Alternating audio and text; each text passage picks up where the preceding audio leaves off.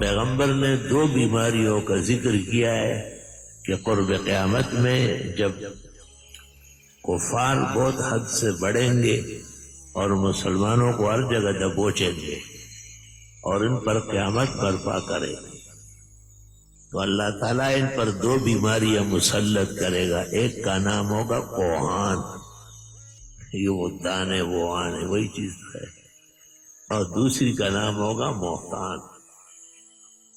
کوہان کی تو وجہ معلوم ہوگی کہ نزلہ زکام ہے اور ناک سے پانی آ رہا ہے، اور موتان کی کوئی وجہ نہیں ہوگی. آدمی صحیح سلامت چل رہا ہوگا، اچانک گر جائے، جب اٹھاؤ گے تو مر چکا ہوگا، وہ اٹھانے والا بھی آگے 2 قدم آگے گر جائے گا. نہایت البدایہ میں ابن کثیر نے ان بیماریوں کا ذکر کیا ہے، اور مولانا شاہ رفیع الدین محدث دہلوی نے علامات قیامت میں بھی مختصر تذکرہ کیا ہے،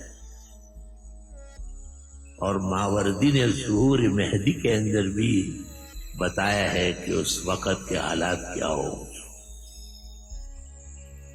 تو ملکوں میں زیادتی اور ظلم تو بہت ہے، لیکن خاص کر جب یہ مسلمانوں کو تنگ کرنے پر آتے ہیں تو پھر ایک نہ ایک دن قہر الہی جوش میں آ جاتا ہے.